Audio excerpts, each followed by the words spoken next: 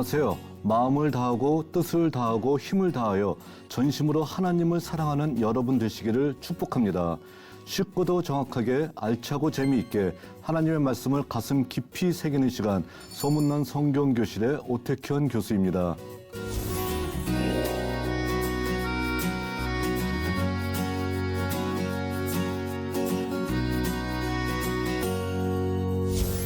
지난 시간에 나눈 내용을 기억하시나요? 지난 시간에는 유다의 역사에서 가장 악한 왕이었었던 므낫세에 대해서 저희들이 함께 말씀을 나눴습니다. 오늘 나눌 내용은 유다의 역사에서 가장 위대한 왕, 하나님의 명령을 가장 잘 순종한 왕인 요시야에 대해서 저희들이 함께 살펴보도록 하겠습니다.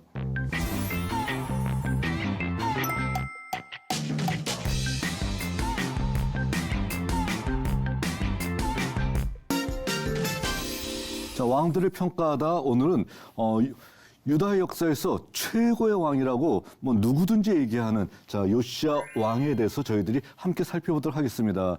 자, 요시야 왕이 왜 위대한 왕이냐면은 바로 그가 철저한 종교 개혁을 단행했던 사람이다라고 평가를 받기 때문인 것이죠.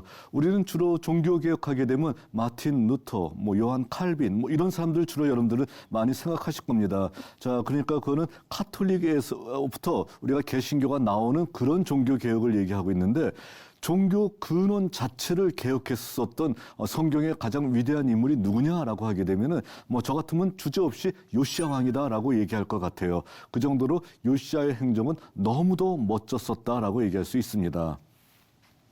자, 요시야 왕은요, 그가 왕에 재위했었던 것은 640년부터 609년까지 31년 동안 유다를 다스렸었습니다. 자, 그의 어떤 행적이 있기 전에 어떤 일이 있었었냐면은 므낫세가 697년에서 642년까지 55년 동안 유다를 다스리면서 유다를 완전히 우상 소굴로 만들어버렸어요. 만들어버리고, 자, 요시야의 아버지였었던 아몬은 642년에서 640년까지 2년 정도 왕이 있습니다. 자, 그런데 이때 어떤 일이 벌어졌냐면은 신하들이 아몬을 죽이고 새로운 왕을 세우려고 하는 거예요. 자, 이런 군사 정변이 일어났던 것이죠. 이런 일이 벌어지니까 백성들이, 성경에는 암하레츠, 땅의 사람들이라고 표현하고 있습니다. 백성들이 다시 그 신하들을 다 잡아서 죽이고, 자, 8살밖에 안 되는 요시야를 왕위에 세우고, 그리고 그가 이제 31년간 통치하는 어떤 모습을 보여주고 있다는 겁니다. 자, 중요한 것은요, 8살에 왕이 올랐다는 거예요. 아무리 사람이 영특해 하더라도 8살 때 뭐 사리를 분간하고 있고요, 또 정책을 올바르게 집행할 수 있는 그런 능력은 없잖아요. 그러니까 이것은 뭘 얘기하는 걸까요? 이거는 다윗 왕조의 신학 때문에 그렇습니다. 사무엘하 7장에 나오는 다윗 언약에 의하면은, 자, 하나님께서 무엇을 약속하셨냐면은 영원한 왕조로 다윗 왕조를 내가 인정한다라고 얘기하고 있어요. 자, 그러니까 어떻게 되나요? 자, 다윗 왕조 아닌 사람이 왕 될 수는 없어요. 자, 근데 다윗 왕조에서 왕 될 사람이 어떻게 되냐면 8살밖에 안 돼요. 그러더라도 할 수 없이 8살밖에 안 된 사람을 세울 수밖에 없는 바로 이런 어떤 상황을 얘기해주고 있다는 것입니다. 자, 그래서 요시야는 8살에 왕이 올랐어요. 아직 사리분간이 안 됩니다. 그러니까 당연히 요시야의 어떤 시대는 두 가지 시대로 구분할 수밖에 없다라는 겁니다. 자, 어떻게 구분할 수밖에 없냐면은 뭐 최고의 극찬을 받은 왕이지만 생애를 구분하게 되면 종교개혁 이전의 요시야와 종교개혁 이후의 요시야, 이렇게 구별할 수밖에 없다는 겁니다. 종교개혁을 요시야가 몇 년에 되냐면 그의 재위 18년 되었을 때, 그러니까 몇 살인가요? 26세 때 종교개혁을 단행하게 됩니다. 자, 그러니까 왕이 된 다음에 26세까지는 종교개혁 이전의 상황이라고 얘기할 수 있고요. 또 왕이 된 이후에 종교개혁 이후의 상황은 26세부터 13년 정도 더 지난 39세, 39세에 그가 전사할 때까지 바로 그의 종교개혁 이후의 어떤 상황이 진행되게 되는 것이죠. 자, 그랬을 때 요시야에 있어서 황금 시대는 언제냐 하게 되면 종교개혁 이후의 상황, 이때가 바로 요시야의 가장 황금 시기였었다라고 얘기할 수 있다는 것입니다. 자, 그럼 종교개혁 이전의 상황은 어떻게 될까요? 성경에 이것이 종교개혁 이전의 요시야의 상황이 나타날까요? 자, 선지자의 메시지를 통해서 조금씩 나타나고 있다는 것입니다. 자, 종교개혁 이전은 아직도 어떤 상황이냐면은 요시아가 사리분간을 잘 못해요. 그리고 무엇을 해야지 하나님의 어떤 뜻에 올바른 행동을 하는지에 대해서 아직까지 판단이 서지 않을 때입니다. 자, 그래서 어떤 일이 벌어지냐면은 므낫세 왕 당시의 우상 숭배 전통이 계속되고 있었던 때예요. 이때는요. 요시아가 종교개혁하지 못해요. 아직까지 어느 것이 하나님 말씀인지 잘 몰라서요. 그러니까 당연히 어떻게 될까요? 그의 아버지 그리고 그의 할아버지인 므낫세의 전통이 어떻게 됩니까?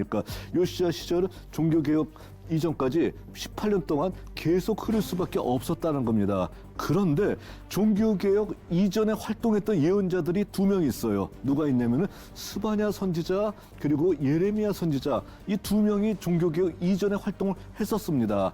자, 그랬을 때 스바냐 선지자가 바라봤던 예루살렘, 유다의 모습은 어떨까요?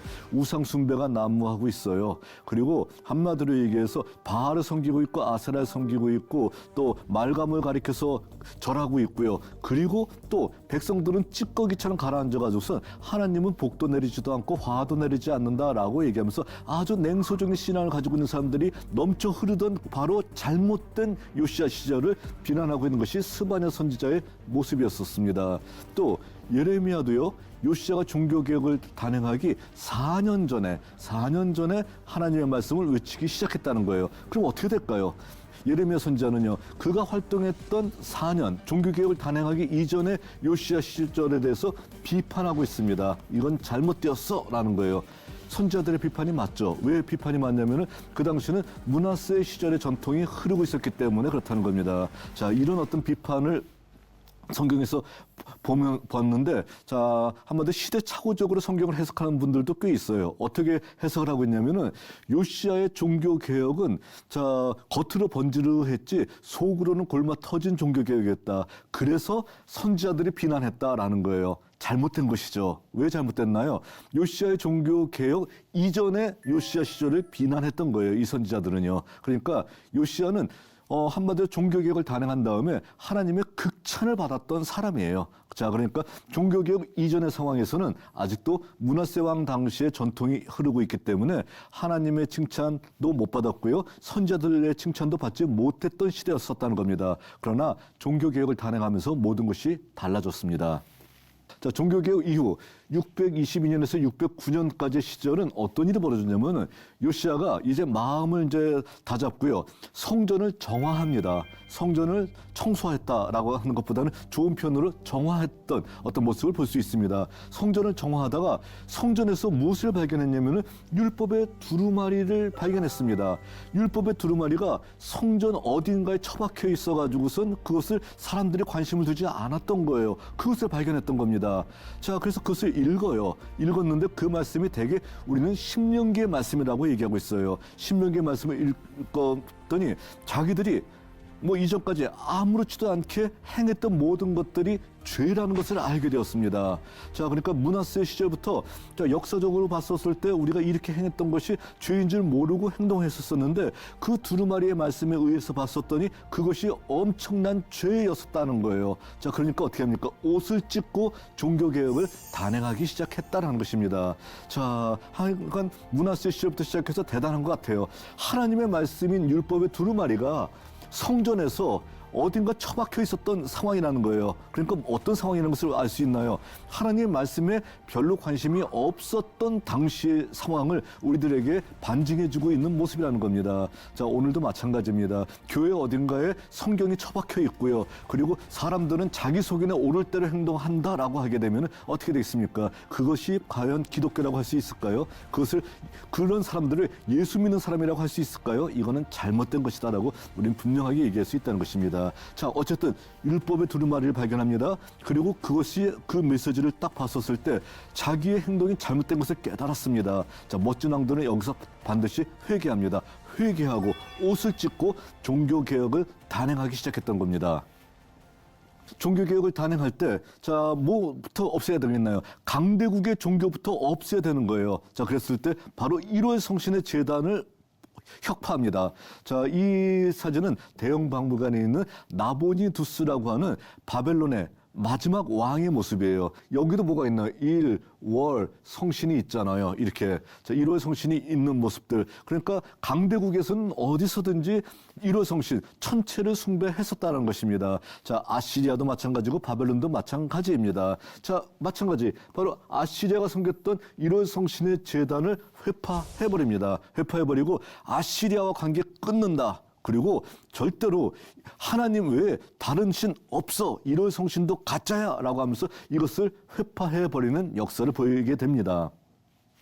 자, 그리고 바알과 아세라를 파괴합니다. 자, 바알과 아세라가 이 당시에 어느 정도까지 백성들에게 지금 백성들의 어떤 심령을 미혹하고 있는지 잘 알려주고 있는 아주 귀한 자료입니다. 자, 쿤틸리트 아주르드라고 하는 이스라엘의 남쪽에 있는 그 한 도시에서 자, 도편 조각, 하나의 도편 조각, 그러니까 항아리 조각이죠. 항아리 조각이 발견됐고 거기에는 그림이 있고 많은 글씨들이 쓰여 있어요. 근데 그 글씨에 어떤 내용이 나와 있냐면은 굉장히 충격적인 내용이 나와 있습니다. 뭐라고 나와 있냐면 사마리아의 야훼와 그의 아세라 이렇게 표현되어 있어요. 자, 그러니까 뭘 얘기하고 있는 건가요? 당시의 백성들은 야훼는 여호와를 얘기하고 있거든요. 우리 하나님 여호와가 사마리아에도 있고 다른 도시에 모두 다 있다는 거예요. 베들레도 있고요. 또 예루살렘에도 있고요. 그러니까 사람들이 얘기하는 것이 뭐냐면 예루살렘에서 성전에서 섬기는 야훼는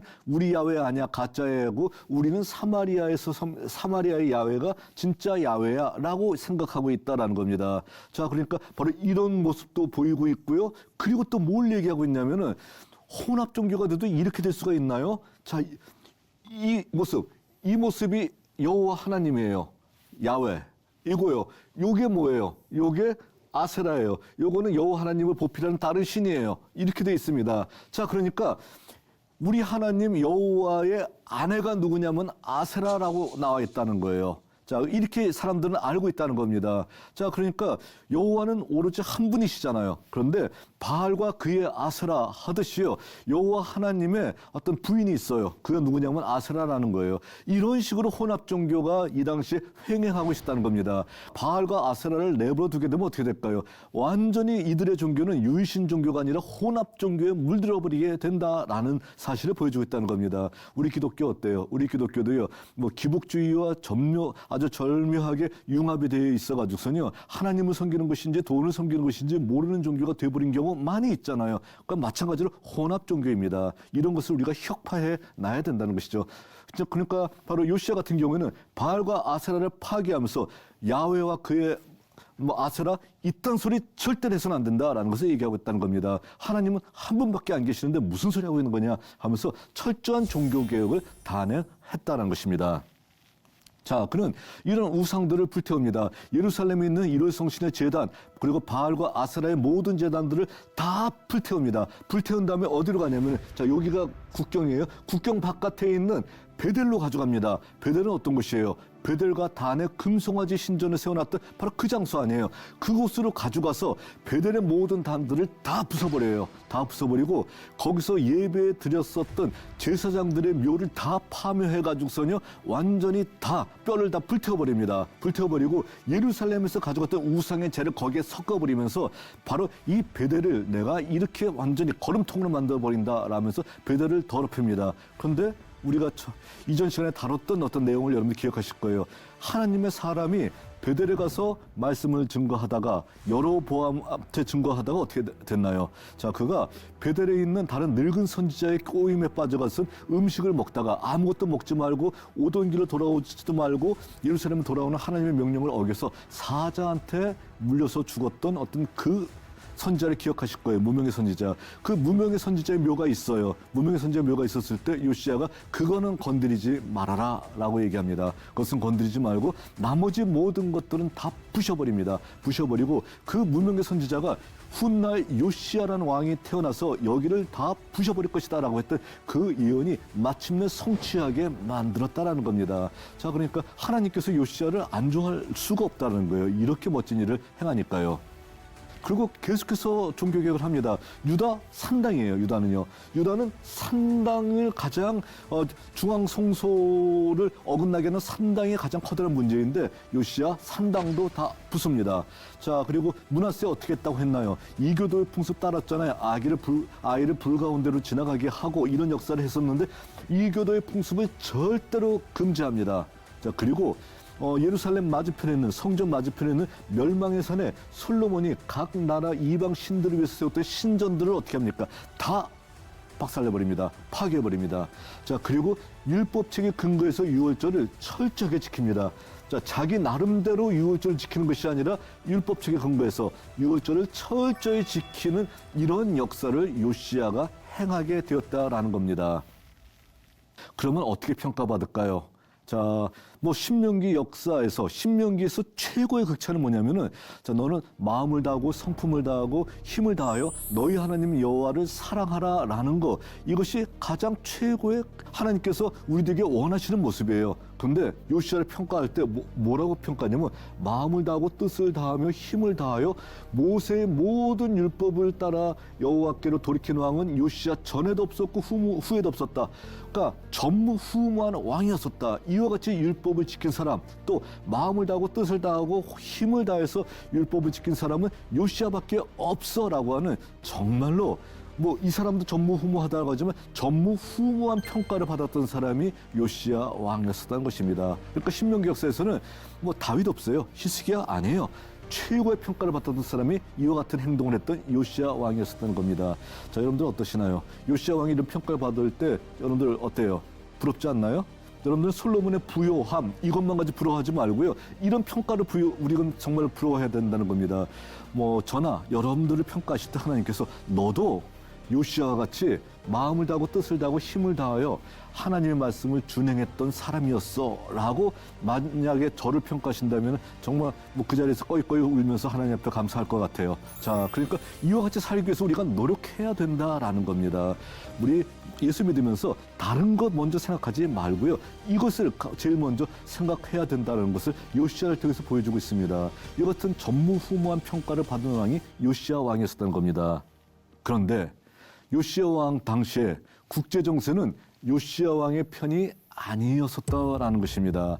이게 정말 안타까운 모습이에요. 자, 왜 그러냐면은 요시야 왕 당시에 신흥 강대국인 바벨론이 등장합니다. 바벨론이 등장해서 자, 어떤 일이 벌어지냐면은 612년에 아시리아의 수도 니느웨를 함락시킵니다. 자, 요시야가 언제까지 왕이 있었냐면 609년까지 왕이 있었었잖아요. 자, 그러니까 612년이면은 요시야가 전사하기 3년 전의 상황이에요. 자, 아시리아 수도 니느웨를 바벨론이 함락시킵니다. 아시리아가 안 되겠어요. 그래서 자, 니느웨는 티그리스 강에 위치한 어떤 수도였었는데, 자, 제2의 수도가 바로 유프라테스 강에 있는 하란이라는 곳이에요. 자, 제2의 수도 하란으로 와서 최후의 격전을 벌일 준비를 합니다. 아시리아가. 자, 그랬을 때 어떻게 되냐면은 이집트의 바로 느고에게 도움을 요청합니다. 자, 우리 좀 도와줘라.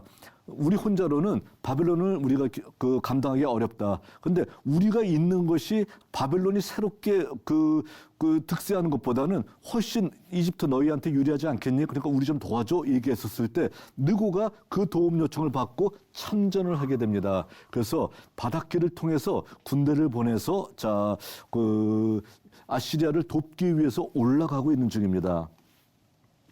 자, 그랬을 때 요시야는 어떻게 합니까? 요시야 입장에서 봤었을 때, 자, 이 바닷길을 통해서 그들이 올라가서 이쪽에 있는 아시리아를 돕는다라고 하게 되면 아시리아가 멸망해야 되는데 이집트가 도우러 간단 말이에요. 그러니까 안 되겠다 생각을 해가지고서요, 유다 지역에서 자, 영토를 넘어서 어디까지 가냐면 무기또라는 곳까지 갑니다. 무기또라는 곳에 가서 에집트 군대를 막아선 다음에 못 간다, 절대로 안 된다라고 막아섰던 역사가 벌어지게 됩니다. 자, 이 전투에서 요시야가 죽게 됩니다.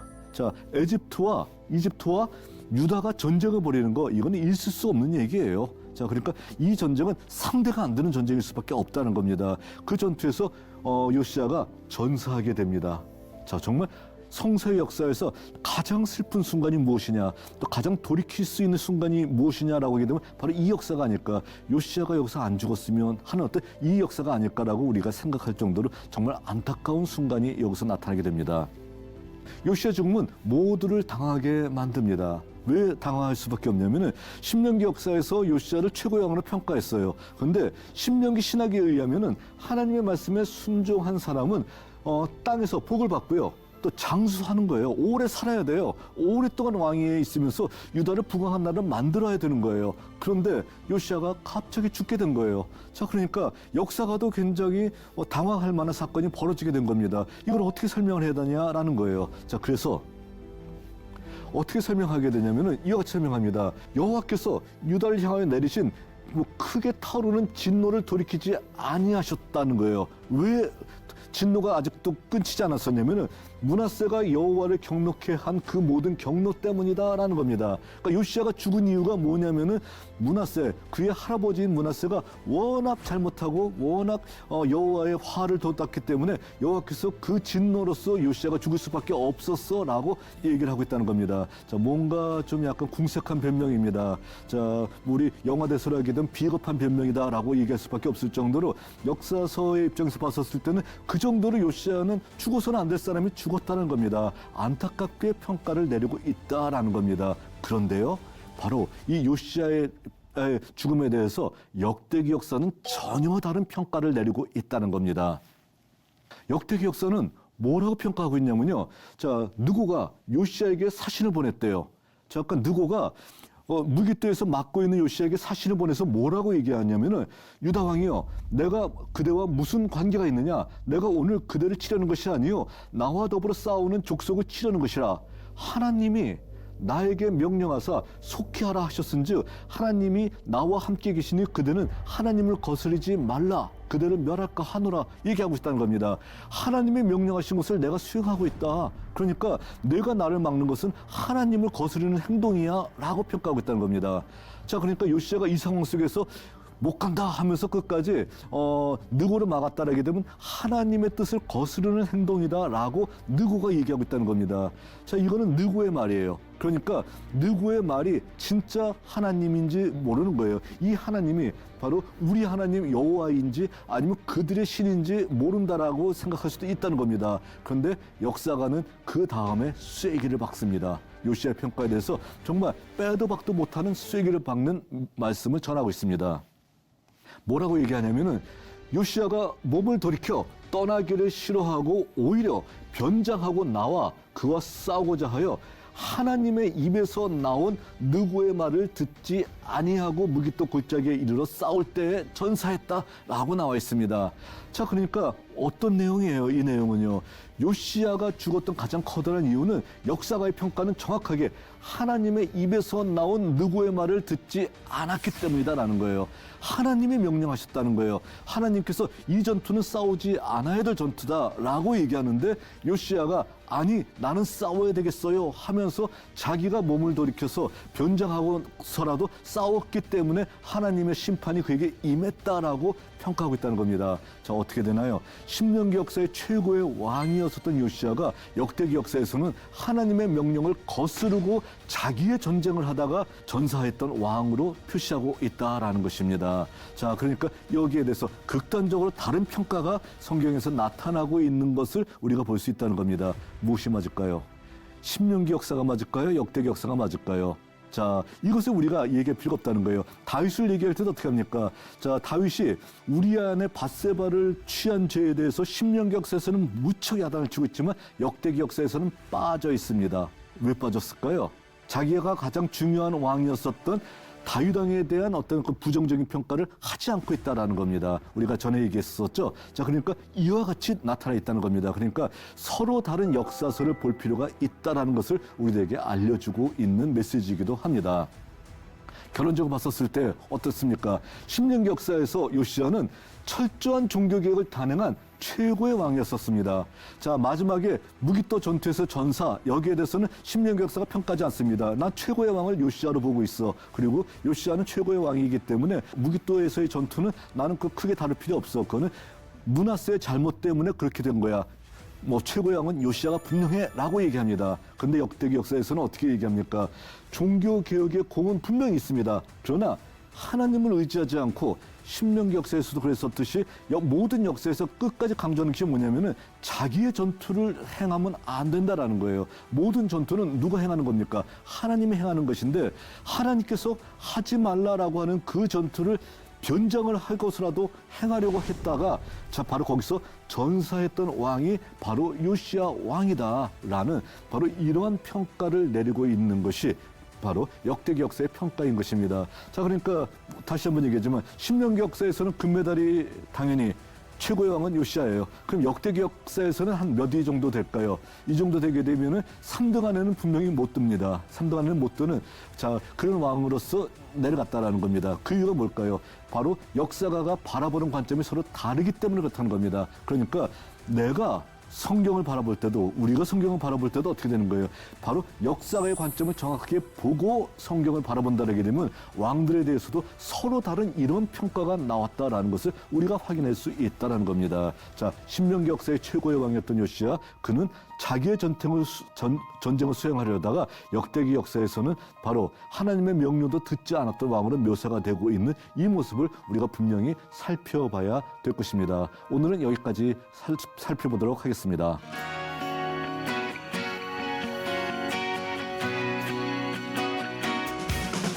여러분, 유익한 시간이 되셨나요? 오늘 수업은 유튜브를 통해 다시 보실 수 있습니다. 언제나 말씀의 다스림을 받는 여러분들이 되시기를 바랍니다. 다음 시간에는 유다의 가장 악한 왕 중에 한 사람이었었던 여호야김 왕과 그에 대항해서 하나님의 말씀을 외쳤었던 예레미야에 대해서 살펴보도록 하겠습니다. 오늘도 승리하는 하루가 되시길 바랍니다. 다음 시간에 뵙겠습니다. 감사합니다.